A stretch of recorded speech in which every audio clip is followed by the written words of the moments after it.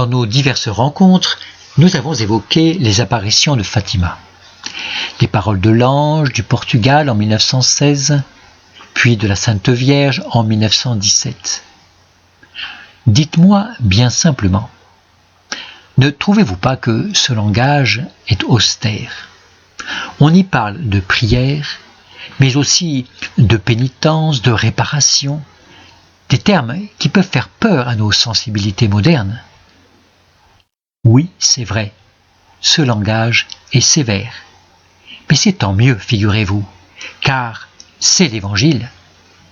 Il y a des démons, dit Jésus, qui ne se chassent que par la prière et par le jeûne, entendez, par la pénitence. Et il est très beau de voir la confiance que Notre-Dame fait à ses enfants. Elle les sait fragiles, bien entendu, mais aussi capables de beaucoup de générosité. Elle leur confie une mission grandiose, eux qui n'ont que 7, 8 et 10 ans. Nous sommes en état de guerre? Eh bien oui, et moi je vous fais soldat. Oh, non pas pour porter des mitraillettes et faire beaucoup de bruit, non, mais pour prier et faire pénitence. Notre-Dame expose son intention dès la première apparition, le 13 mai. Notre-Dame leur dit « N'ayez pas peur, je ne vous ferai pas de mal. » « D'où vient votre grâce ?» demande Lucie.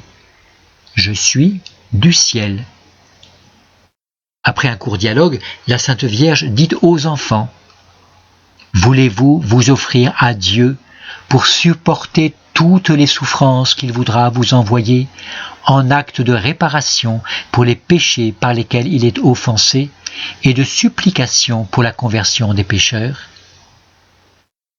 La réponse des enfants est courte et magnanime. « Oui, nous le voulons. » Notre-Dame prolonge. « Vous aurez alors beaucoup à souffrir, mais la grâce de Dieu sera votre réconfort. » Cet appel doit être transmis à tous les chrétiens. Voyez ce petit événement juste après le grand miracle du soleil le 13 octobre 1917.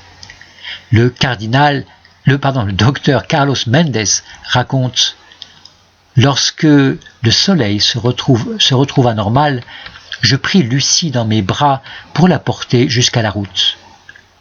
Ainsi, mon épaule fut la première tribune d'où elle a prêché le message que venait de lui confier Notre-Dame du Rosaire.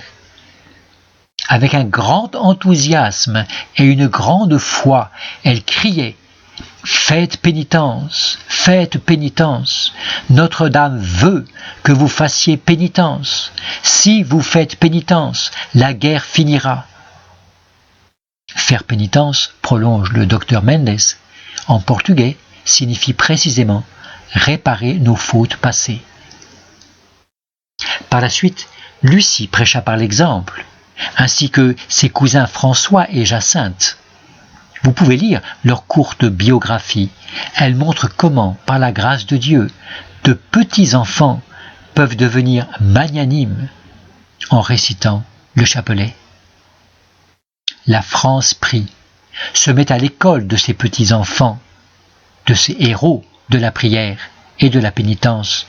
Elle leur demande l'intelligence du chapelet, elle leur demande d'entrer de tout cœur dans les intentions de Notre-Dame du Rosaire.